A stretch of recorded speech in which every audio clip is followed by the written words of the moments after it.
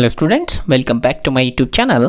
आज हम Maharashtra state board के 10th क्लास के इंग्लिश सब्जेक्ट की जो क्वेश्चन बैंक हम लोगों को प्रोवाइड की हुई है उस क्वेश्चन बैंक का एनालिसिस करने जा रहे हैं। इससे पहले भी हमने कई सारे वीडियोस इसके ऊपर बनाए हुए हैं, जिस वीडियो की लिंक इस वीडियो के डिस्क्रिप्शन बॉक्स में दी हुई है। ये इस सीरीज़ का 4th वीडियो रहेगा और आज हम एक्टिविटी सेट नंबर 1 जो सेक्शन है पोइट्री का, वो पोइट्री का सेक्शन यहाँ पर देखने जा रहे हैं, जो कि हर क्वेश्चन पेपर के अंदर 10 मार्क्स के लिए पूछा जा रहा है। इसका एनालिसिस करने से पहले आप लोगों से एक रिक्वेस्ट है, अगर आप हमारे चैनल पर नए हैं तो नीचे जो लाल रंग का बटन है उसे प्रेस कीजिए और हमारा चैनल सब्सक्राइब कीजिए, ताकि 10th क्लास का जब भी कोई नया वीडियो हम अपलोड करेंगे उसकी नोटिफिकेशन आपको मिल जाया करेगी। चलिए तो फिर शुरू करते हैं। देखिए बच्चों, इससे पहले हमने कई सारे क्वेश्चंस बिल्कुल एनालिसिस किए हैं, सॉल्व किए। आज हम इंग्लिश एक्टिविटी सेट 1 जो सेक्शन 3 है पोइट्री वाला, जो कि 10 मार्क्स के लिए हमें पूछा जाएगा, उसका यहाँ पे एनालिसिस कर रहे हैं। देखिए, इसके अंदर हमें 5-5 मार्क्स के 2 क्वेश्चन यहाँ पे पूछे जाएंगे और टोटली डिपेंड रहेगा पोइट्री के सेक्शन के ऊपर। अभी देखिए, यहाँ पे हमें पहला जो क्वेश्चन है 5 मार्क्स के लिए, वो O moon give me moonlight, ये जो पोयम है a basket full of moonlight, इसके ऊपर दिया हुआ है। अब हम क्वेश्चन देख लेते हैं एग्जैक्टली क्या क्या पूछा है।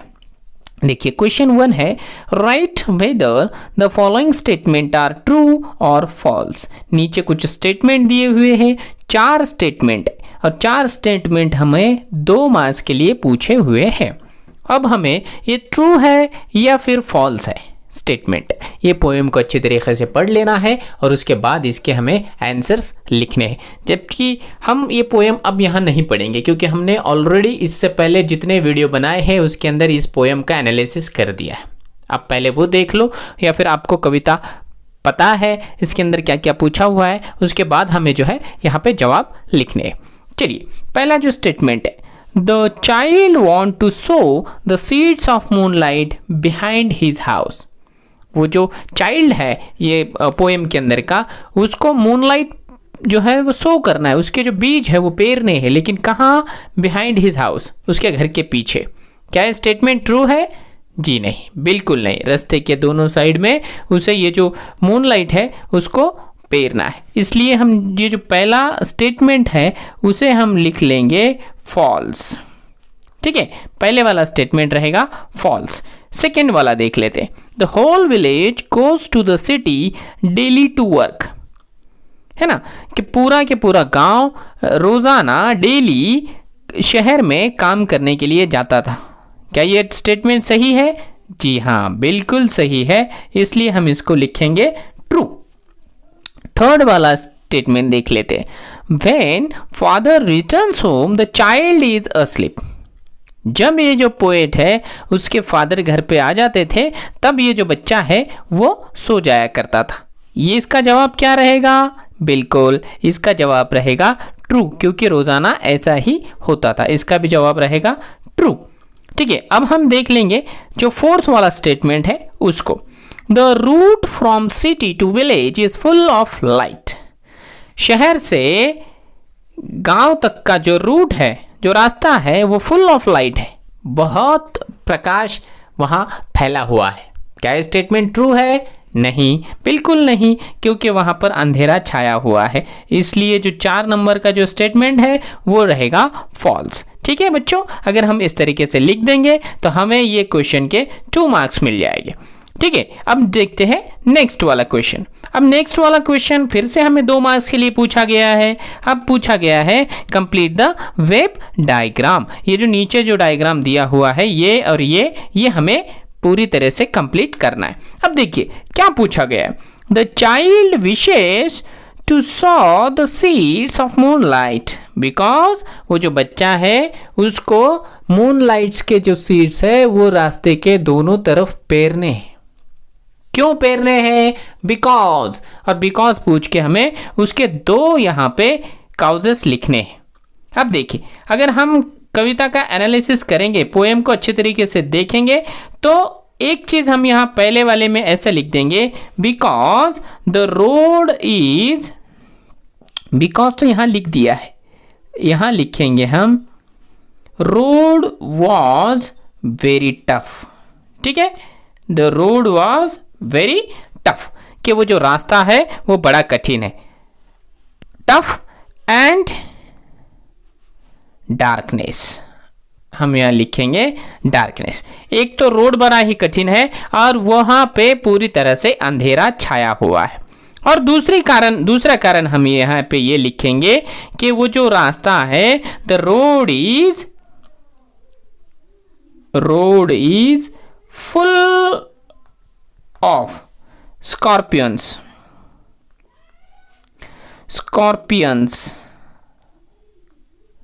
And snakes. वो रास्ते में जो है सांप और बिच्छू बहुत सारे देखने मिलते हैं। Road is full of scorpions and snakes. तो इस वजह से वो जो बच्चा है, the child wishes to saw the seeds of moonlight because of this two reasons.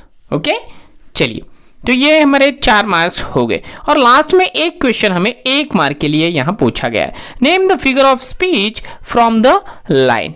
ये जो लाइन है कि O moon give me moonlight, ये जो स्टेटमेंट है, इसकी जो फिगर ऑफ स्पीच है वो हमें पहचाननी है। तो बच्चों ये बड़ा आसान है। इसकी फिगर ऑफ स्पीच हम इस तरीके से लिखेंगे कि ये जो है एपोस्ट्रोफी का एग्जाम्पल है। ठीक है, एपोस्ट्रोफी।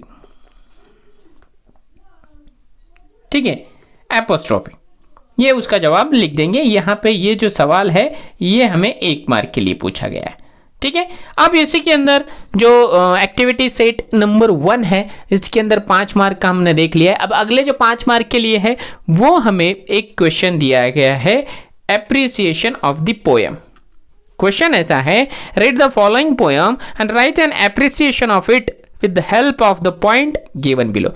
ये हमें एक पोएम दी हुई है, ये उसका टाइटल है और ये सारी पोएम हमें नीचे तक दी हुई है। इसका हमें पोएम एप्रिसिएशन करना है और पोएम एप्रिसिएशन करने के लिए हमें यहाँ पर पॉइंट्स दिए हुए हैं। देखिए, हमें टाइटल लिखना है जो कि आधा मार्क्स हमें गेन करके देगा। यहाँ पे नेम ऑफ द पोएट लिखना है जो कि आधे मार्क्स के लिए है। राइमिंग स्कीम 1 मार्क के लिए, फिगर ऑफ स्पीच 1 मार्क के लिए और थीम या सेंट्रल आइडिया हमें 2 मार्क्स के लिए पूछी जाने वाली है। और पोएम है ये, ठीक है, Stopping by Woods on a Snowy Evening, जिसका पोएट है रॉबर्ट ली फ्रोस्ट। ठीक है, तो अब हम क्या करेंगे, इसका जो एप्रिसिएशन है वो देखेंगे। चलिए, तो पहला जो क्वेश्चन है कि title of the poem. The title of the poem, Stopping by Woods on a Snowy Evening, is self-explanatory. It set the mood for the poem without any pretension of obscurity. इतना अगर आपने नहीं भी लिखा, अगर से आप सिर्फ टाइटल में इतना लिख देते हो, Stopping by Woods on a Snowy Evening, तब भी आपको इसके लिए आधा मार्क्स, हाफ मार्क्स मिल जाएगा। इसके बाद जो सेकेंड नंबर वाला जो उन्होंने क्वेश्चन पूछा है, पोएट। पोएट कौन है? तो पोएट है Robert Lee Frost was the poet of this poem. इतना हमें लिख देना है। यहाँ पे जो एक्स्ट्रा की इंफॉर्मेशन हमने लिखी है कि this poem was written by an American famous poet Robert Lee Frost. He was one of the most popular and critically acclaim poet of the 20th century. इतना अगर नहीं भी लिखा, अगर आप इतना लिख देते हो कि Robert Lee Frost was the poet of this poem, तब भी आपको आधा मार्क्स, हाफ मार्क्स मिल जाएगा। अगर हम नेक्स्ट क्वेश्चन देखते हैं कि थीम या सेंट्रल आइडिया कि ये जो कविता है उसका भावार्थ क्या है, तो ये बड़ा इंपॉर्टेंट है क्योंकि ये जो क्वेश्चन है, ये क्वेश्चन हमें 2 मार्क्स के लिए पूछा हुआ है। ठीक है, पोएम एप्रिसिएशन का सबसे अहम और सबसे इंपॉर्टेंट वाला क्वेश्चन होता है थीम और सेंट्रल आइडिया। अब इस पोएम की थीम क्या है? The theme of the poem is that a traveller on horse back stop by a forest on a winter evening. The little forest in the speakers own words was lovely, dark and deep, दो he was greatly fascinated by the scene. The call of duty urges him to move on. He reminds himself that he must discharge his duties before it is too late. ये हो गया इसकी central idea. ठीक है, जो next वाला question है rhyme scheme. अब राइम स्कीम क्या है? The rhyme scheme of the first 3 stanza is A A B A and the final stanza has a uniform rhyme of A A A A. तो rhyme scheme हमें बच्चों यहाँ पे याद कर लेनी है, बिल्कुल याद कर लेनी कि पहले जो 3 स्टैंजा है वो ए ए बी ए, ये राइमिंग स्कीम है, और चौथे वाला जो स्टैंजा है उसकी राइमिंग स्कीम है ए ए ए ए। ठीक है, उसके बाद इंपॉर्टेंट क्वेश्चन है figure of speech. Figure of speech है इस पोएम के अंदर इन्वर्जन। ठीक है, इन्वर्जन, उसका अगर एग्जांपल पूछा जाए तो हम लोग लिख सकते हैं whose woods these are I think I know, है ना। The regular order of the word is altered for poetic effect. यानी इन्वर्जन में क्या होता है कि जिस तरीके से रेगुलर सेंटेंस होता है उससे कुछ उल्टी यहाँ पे नीति इस्तेमाल की हुई होती है, उल्टे तरीके से लिखा हुआ होता है। तो इस तरीके से हमें जो है ये पोएम एप्रिसिएशन लिख देना है, और ये पोएम एप्रिसिएशन में यहाँ पे दिखाई दे रहे हैं जो 5 वाले पाँच क्वेश्चन हमें लिख देने हैं। नेक्स्ट हम देखेंगे एक्टिविटी सेट 2। इसके अंदर भी हमें कंप्लीटली उसी तरीके से क्वेश्चन दिए हुए हैं, लेकिन यहाँ पे दूसरे पोएम्स दिए हुए हैं। देखिए ये पोइट्री का सेक्शन है, 10 मार्क्स के लिए 5-5 मार्क्स के लिए 2 पोएम्स हमें पूछे जाएंगे। एक पोएम का एप्रिसिएशन और एक में जो है क्वेश्चन आंसर्स हमें पूछेगा। देखिए पहला वाला क्वेश्चन दिया हुआ है कि मैच द पेयर्स, और पेयर्स के लिए हमें यहाँ पे कॉलम ए और कॉलम बी दिया हुआ है। पोएम यहाँ पे हमें क्या दी हुई है? देखिए द वर्ड इज माइन, ये वाली जो पोएम है इसके ऊपर ये हमें क्वेश्चंस पूछे हुए हैं। चलिए तो फिर हम इसके आंसर्स स्टार्ट करते हैं। देखिए क्या पूछ रहा है, 2 कॉलम है, column A column B. Column A में फर्स्ट वाला जो स्टेटमेंट है वो क्या पूछ रहा है? The poet stop to buy, जो पोएट है वो रुका था खरीदने के लिए। क्या यहाँ पे जो लिखा हुआ है बी वाला, सम स्वीट्स। ठीक है, इसके आगे हम लिख देंगे B, some sweets. The poet stop to buy some sweets. ठीक है, सेकेंड नंबर वाला स्टेटमेंट देखते हैं। The lad who was selling sweets, जो लड़का स्वीट्स बेच रहा था कैसा था? काम एंड ब्लाइंड, जो कि बहुत ही शांत था पर बिल्कुल अंधा था। ठीक है, इसलिए हम यहां लिखेंगे सी नंबर। थर्ड नंबर वाला देखिए, the poet says the word is mine because, ये जो कवि है ये हमें कह रहा है कि ये सारी दुनिया मेरी है। क्यों? क्योंकि he can experience the beauty and gift, क्योंकि वो दुनिया में जितनी भी ब्यूटीज है ये गिफ्ट के तौर पे इस्तेमाल कर सकता है, यानी यहाँ हम लिखेंगे डी। और लास्ट वाला statement, the poet talk to lad who was selling sweet seem was very thankful to speaker, वो जो लैड है जिसने स्पीकर के साथ बातचीत करने के बाद उसे बड़ा आनंद हुआ और उसने जो है वो स्पीकर का आभार व्यक्त किया, थैंकफुल टू द स्पीकर्स। तो यहाँ पे हम लिखेंगे ए। तो इस तरीके से हम जो है ये कॉलम है इसको कंप्लीट कर देंगे, और ये जो कॉलम है हमें 2 मार्क्स के लिए पूछा गया है। ठीक है बच्चों, चलिए आगे बढ़ते हैं। आगे का क्वेश्चन है A2 में complete the following web diagram. एक नीचे वेब डायग्राम दिया हुआ है जिसे हमें कंप्लीट करना है, जिसकी हेडिंग है the young girl on the bus. वो जो बस के अंदर जो यंग गर्ल थी वो कैसी थी? यहाँ पे हमें 4 स्टेटमेंट उसके बारे में लिखने हैं। चलिए तो हम पोएम पे नजर दौड़ाते हैं। द यंग गर्ल, यहाँ देखिए, I saw a lovely girl silken hair यानी so gay and was so fair। इस तरीके से हम लोग लिख सकते हैं। तो यहां हम पहले लिखेंगे the young girl on the bus was silken hair। ठीक है, उसके जो है रेशमी बाल थे, silken hair was very fair, वो बहुत गोरी थी, very fair ऐसी भी थी।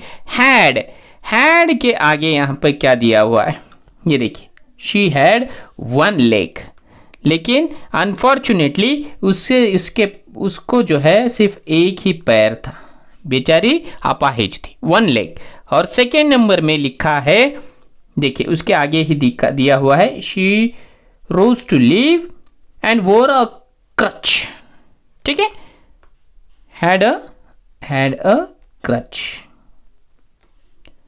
सॉरी, ये देखिए हाथ से लिखने का ये नुकसान होता है, क्रंच। ठीक है, उसके बाद A3 में जो क्वेश्चन दिया हुआ, ये जो ऊपर वाला जो क्वेश्चन था वो 2 मार्क्स के लिए, और ये वाला देखिए 1 मार्क के लिए। Write the rhyming word from above stanzas for hair and blind. हमें जो है सिर्फ राइमिंग वर्ड्स लिखना है।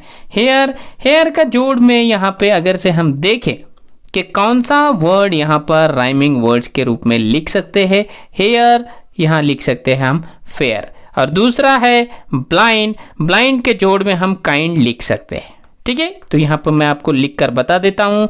हेयर के राइम में लिख सकते हैं हम फेयर, ब्लाइंड के इसमें लिख सकते हैं हम काइंड। ठीक है, अब जो है ये हो गए हमारे ये वाली पोएम के 5 मार्क्स।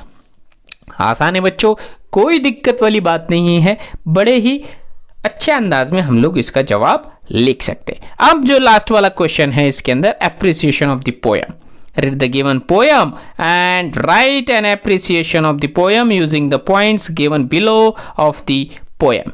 नीचे एक पोएम दी हुई है और पोएम का टाइटल है द ट्विंस। ये हमें क्या करना है कि इस तरीके से पढ़ लेना है, और पढ़ लेने के बाद ये जो नीचे हमें 5 क्वेश्चंस पूछे हुए, ये 5 क्वेश्चंस के आंसर्स हमें लिखने, जैसे कि हमने अभी उसको सॉल्व किया था। Title, name of the poet, rhyme scheme, figure of speech और थीम और सेंट्रल आइडिया, इस तरीके से हमें लिखना है। चलिए ये भी हम लिख लेते हैं। तो बच्चों यहाँ पर देखिए, हम जो है इसके जवाब देख लेंगे। ठीक है, टाइटल अगर देखें तो हमें पता है ये टाइटल है पोएम का द ट्विंस। इतना भी अगर हम लिख देते हैं तब भी इसके लिए काफ़ी है।